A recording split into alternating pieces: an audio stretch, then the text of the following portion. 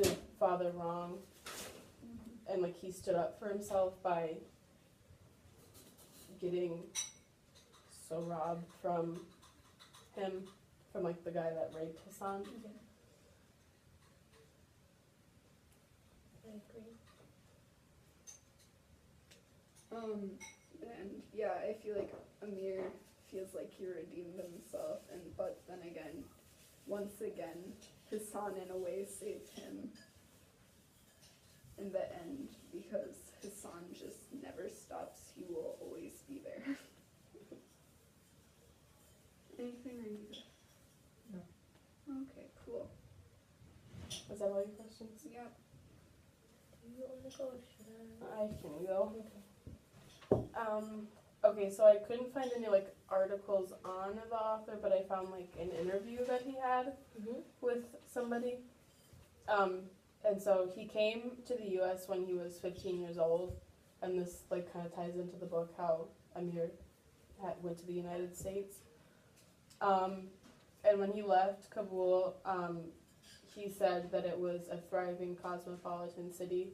And this, you said something about like, oh, with the rifle, how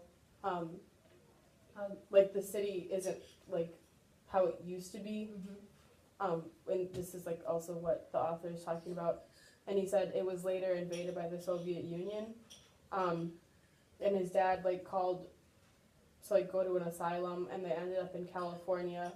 And the author, he grew up and he became a doctor, and then he wrote this book. And he says that he was like a very fortunate like guy in his life, and I feel like that kind of is shown in Amir's character, because he like grew up with Baba being like very wealthy, and then Hassan not like having to be a servant. And so I feel like he kind of wanted to write about how it would have been different if he would have been in like that condition. And also I feel like it's a very ironic book, because Sohrab like resembles Hassan, and then Amir gets to like have a second chance with Hassan in a way. And then also his wife, Soraya, I think, she wanted kids, but it like said in the last chapter her womb betrayed her, and so she couldn't have kids. And then they brought Sohrab back to where they were living, and so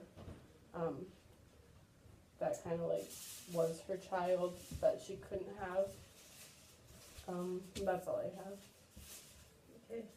So, a couple of the quotes I have, I wrote them down on my phone.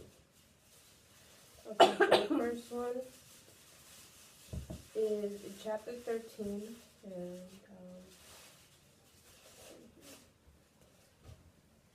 as the words from the Quran reverberated through the rooms, I thought of the old story of Baba wrestling a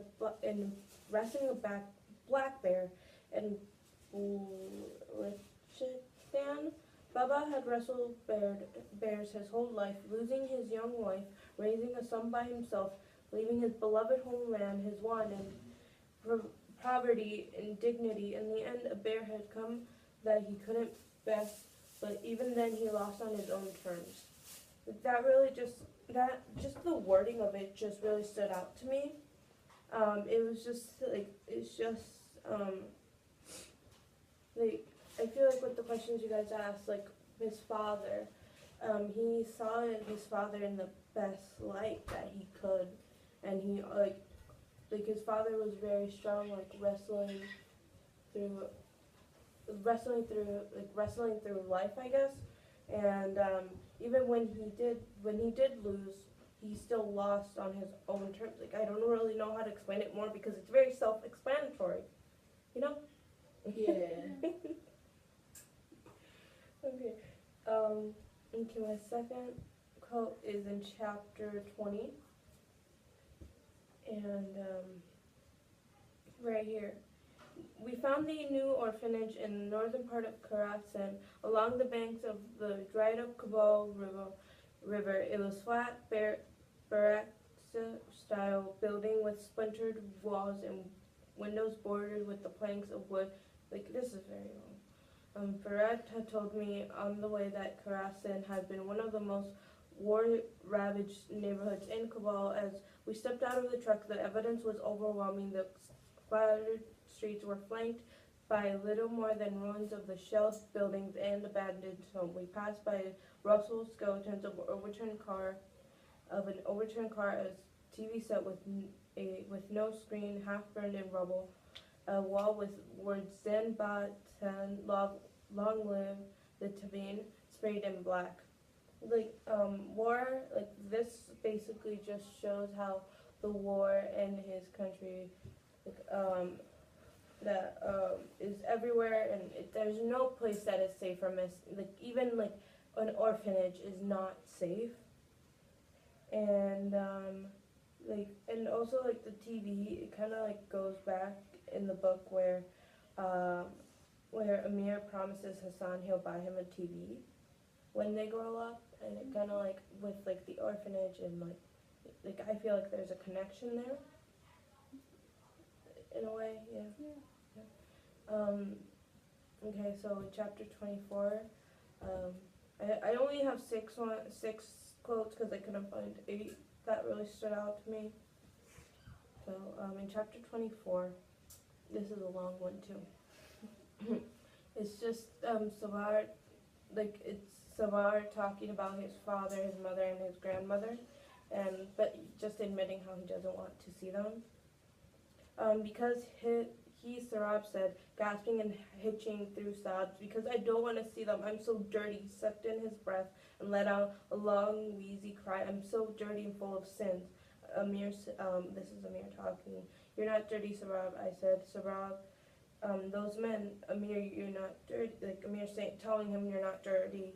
And basically, even though, Amir, even after what happened, he's still gonna be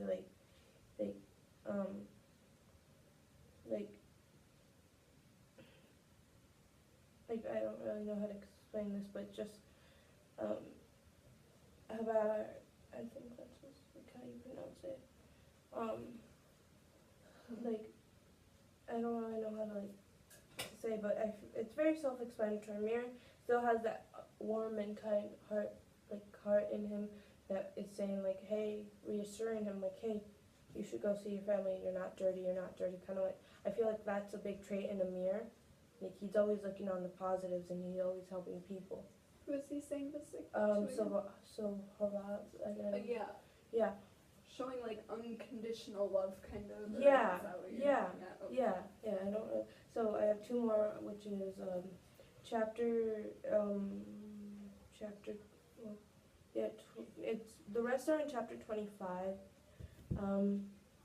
Going back to his father again. Sorry.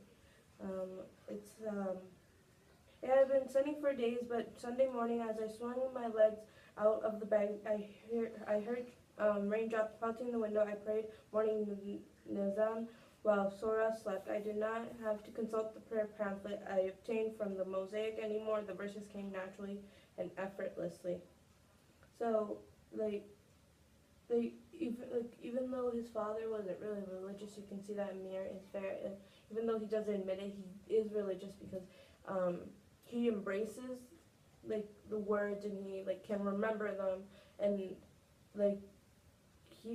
didn't pray for 15 years, and I feel after that he finally got to see himself in he finally got to be himself, and himself is included with religion, even though his father wasn't.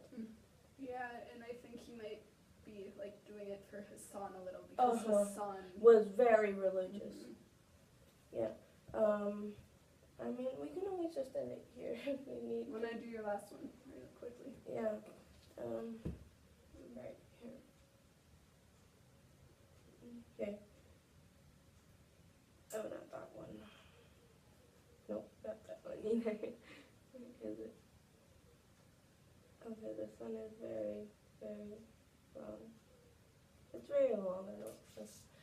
I'll just do a brief overview. Yeah, just summarize. A brief overview. It's just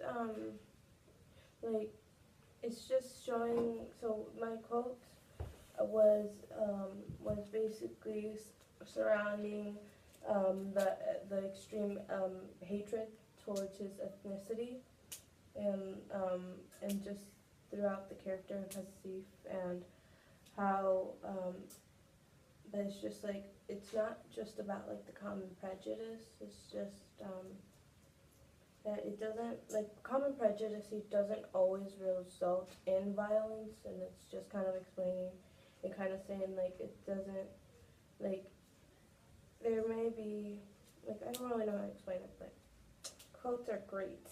And yeah, that's all I got. Okay. That's the best note I can end it on, Miss Town. I'm very sorry.